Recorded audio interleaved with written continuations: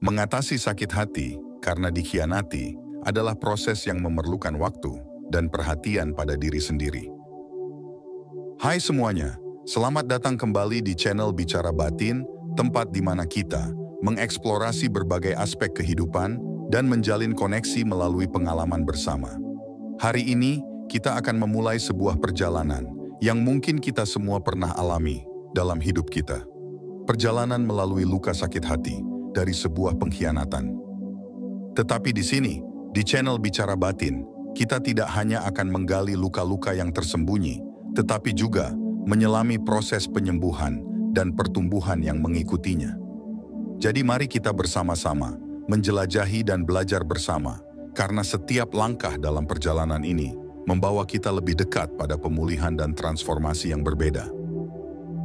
Ketika hati terluka akibat pengkhianatan, seringkali sulit untuk menemukan jalan keluar dari kegelapan emosional. Namun, dengan langkah-langkah yang tepat, luka hati bisa disembuhkan dan kepercayaan diri dapat dipulihkan kembali. Dalam perjalanan hidup, cinta seringkali membawa kebahagiaan tak terkira, namun juga bisa memperkenalkan rasa sakit yang cukup dalam. Perselingkuhan adalah salah satu pengkhianatan yang paling menusuk hati. Bagaimana cara menyembuhkan luka hati akibat perselingkuhan dan membangun kembali fondasi kepercayaan diri yang hancur? Mari kita simak bersama. 1. Menerima emosi.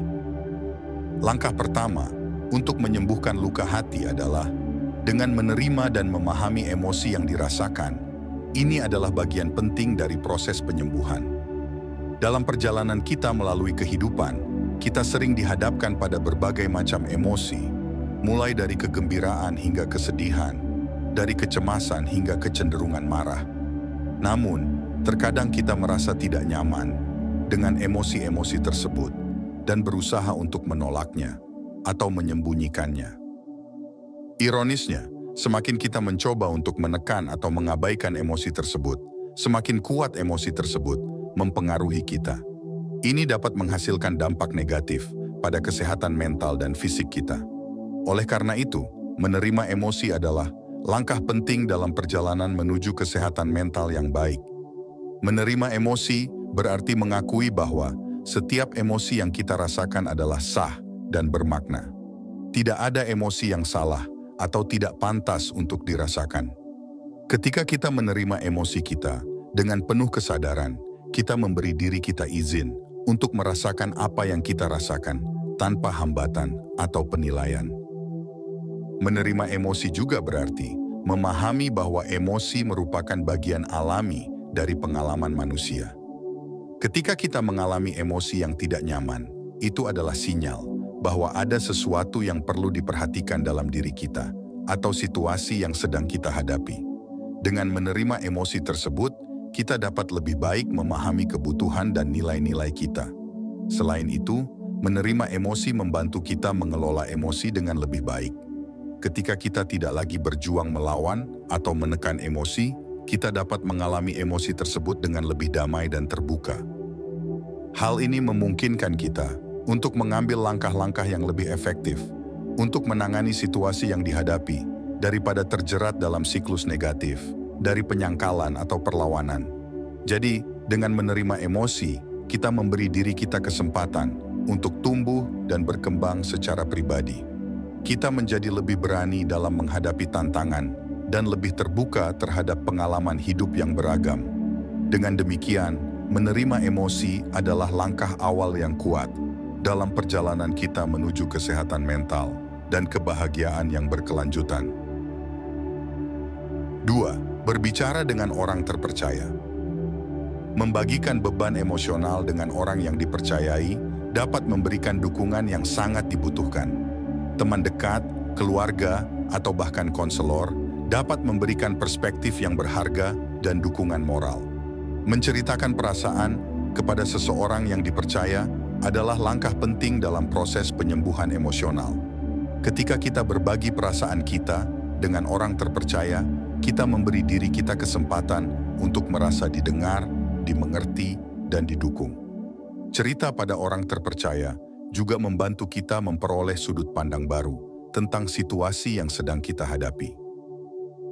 Terkadang, orang lain dapat memberikan wawasan yang berharga atau bahkan solusi yang mungkin belum kita pikirkan sebelumnya. Selain itu, berbicara tentang perasaan kita dengan seseorang yang dipercaya dapat membantu kita melepaskan beban emosional yang kita rasakan. Dengan berbagi, kita dapat merasa lega dan lebih mampu untuk menghadapi tantangan yang ada. Namun, sangat penting untuk memilih orang yang tepat untuk dibicarakan. Orang terpercaya adalah seseorang yang dapat kita percayai sepenuhnya, yang tidak akan menghakimi atau mengkhawatirkan kita. Mereka adalah orang yang mendengarkan dengan penuh perhatian dan empati, dan siap mendukung kita tanpa syarat. Dengan menceritakan perasaan kepada orang terpercaya, kita tidak hanya membantu diri kita sendiri dalam proses penyembuhan, tetapi juga memperkuat ikatan dengan orang tersebut. Ini adalah langkah penting dalam membangun hubungan yang kokoh dan saling mendukung dalam hidup. 3. Memahami alasan di balik perselingkuhan. Seringkali, perselingkuhan tidak hanya tentang kesalahan pasangan, tetapi juga tentang masalah yang mendasarinya. Mempelajari dan memahami alasan di balik tindakan tersebut dapat membantu dalam proses pemulihan dan mencegahnya terulang kembali di masa depan. Memahami alasan di balik perselingkuhan adalah langkah yang penting dalam proses pemulihan, meskipun seringkali sulit dilakukan.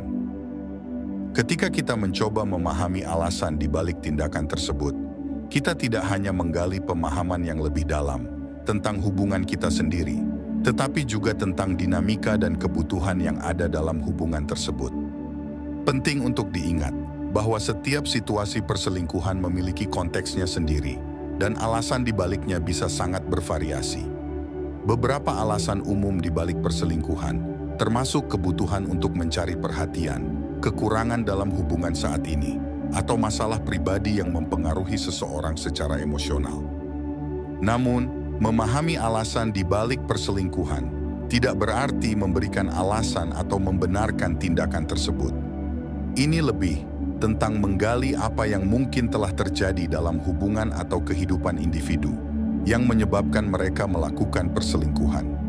Dalam proses ini, penting untuk tetap berkomunikasi terbuka dengan pasangan dan memastikan bahwa kita mendengarkan dengan penuh perhatian.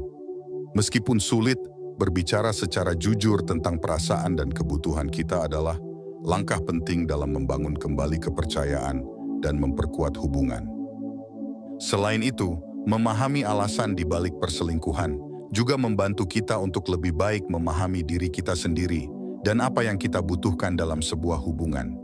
Ini dapat menjadi titik awal untuk refleksi pribadi dan pertumbuhan emosional yang mendalam.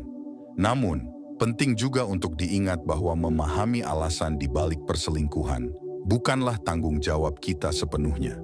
Setiap individu bertanggung jawab atas tindakannya sendiri, dan kita tidak boleh menyalahkan diri sendiri atau merasa bertanggung jawab atas tindakan orang lain. Yang terpenting adalah fokus pada proses pemulihan dan membangun kembali kepercayaan, baik pada diri sendiri maupun pada hubungan kita. 4. Menghargai diri sendiri. Setelah dihancurkan oleh pengkhianatan, penting untuk mengingat kembali nilai-nilai diri sendiri. Berikan dirimu waktu untuk merawat diri sendiri dan melakukan hal-hal yang kamu nikmati. Bangun kembali kepercayaan diri dan harga diri yang mungkin telah terkikis. Menghargai diri sendiri adalah pondasi utama dalam menjalani kehidupan yang sehat dan bahagia. Ini melibatkan pengakuan dan penghargaan terhadap nilai-nilai, kebutuhan, dan batasan kita sendiri. Seringkali, kita cenderung menempatkan kebutuhan orang lain di atas kebutuhan kita sendiri, atau bahkan mengorbankan kebahagiaan kita demi menyenangkan orang lain. Namun, menghargai diri sendiri berarti mengakui bahwa kita memiliki hak untuk merasa bahagia, seimbang, dan memprioritaskan kesejahteraan kita sendiri. Menghargai diri sendiri juga melibatkan kemampuan untuk mengatakan tidak ketika diperlukan, memperhatikan kebutuhan fisik dan emosional kita, dan menjaga batasan yang sehat dalam hubungan kita dengan orang lain. Hal ini juga mencakup perlakukan diri kita dengan baik secara fisik, emosional, dan mental. Ini bisa berarti memberi diri kita istirahat yang cukup menjaga pola makan yang sehat, dan merawat diri kita dengan kegiatan yang memberi kita kebahagiaan dan ketenangan. Menghargai diri sendiri juga berarti menghargai dan mengakui prestasi, bakat, dan nilai-nilai kita sendiri.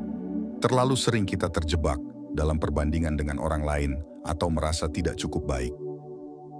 Namun mengakui keunikan dan potensi kita sendiri adalah langkah pertama dalam membangun rasa percaya diri yang sejati. Jika kita dapat menghargai diri sendiri dengan sepenuh hati, kita akan memiliki pondasi yang kuat untuk menjalani kehidupan yang berarti dan membangun hubungan yang sehat dengan orang lain. Ini juga membantu kita untuk mengatasi rasa takut, kecemasan, dan ketidakpastian yang mungkin kita hadapi dalam kehidupan sehari-hari. 5. Memaafkan. Meskipun sulit, memaafkan pasangan yang berselingkuh adalah langkah penting dalam proses penyembuhan. Bukan berarti membenarkan tindakan mereka, tetapi melepaskan beban emosional yang membelenggu. Ini melibatkan kemampuan untuk melepaskan dendam atau kebencian terhadap orang yang telah menyakiti kita dan mengarahkan energi kita ke arah yang lebih positif dan konstruktif. Memaafkan bukanlah tentang menyetujui atau melupakan tindakan yang dilakukan orang lain, tetapi lebih kepada membebaskan diri kita sendiri dari beban emosional yang menahan kita. Ketika kita memilih untuk memaafkan, kita memberi diri kita kesempatan untuk berdamai dengan masa lalu dan melangkah maju dengan pikiran yang lebih ringan dan hati yang lebih terbuka. Memaafkan juga merupakan bentuk penghargaan terhadap diri sendiri, karena itu menunjukkan bahwa kita memiliki kekuatan untuk melepaskan kontrol atas situasi yang menyakitkan dan tidak membiarkan rasa marah atau pahit mengendalikan hidup kita. Namun, memaafkan juga merupakan proses yang kompleks dan seringkali memerlukan waktu. Tidak mudah untuk melupakan rasa sakit yang disebabkan oleh tindakan orang lain, terutama jika tindakan tersebut sangat menyakitkan atau traumatis. Namun, dengan kesabaran, waktu, dan usaha yang konsisten, kita dapat mencapai kesediaan untuk memaafkan dan memulai proses penyembuhan. Memaafkan juga bukanlah tentang memberi izin kepada orang lain untuk melakukan tindakan yang sama lagi, tetapi tentang melepaskan ikatan emosional yang terkait dengan tindakan tersebut dan membebaskan diri kita sendiri dari rasa penderitaan yang terus-menerus. Dalam hal ini, memaafkan adalah langkah penting dalam membangun hubungan yang sehat dengan diri sendiri dan dengan orang lain. Ini membantu kita untuk berkembang sebagai individu yang lebih baik, lebih kuat, dan lebih penuh kasih, serta membuka pintu untuk kedamaian dalam diri kita dan dalam hubungan kita dengan dunia di sekitar kita. Jadi, menyembuhkan luka hati akibat perselingkuhan adalah proses yang kompleks dan membutuhkan waktu. Dengan menerima emosi, berbicara dengan orang yang dipercayai, memahami alasan di balik perselingkuhan, menghargai diri sendiri, dan mengambil langkah untuk memaafkan, kamu dapat memulihkan diri dan menemukan kedamaian batin. Meskipun terasa seperti akhir dari segalanya, luka di hati akibat perselingkuhan dapat disembuhkan. Dengan kesabaran, dukungan, dan tekad, kamu bisa bangkit dari kegelapan emosional dan menemukan cahaya di ujung terowongan.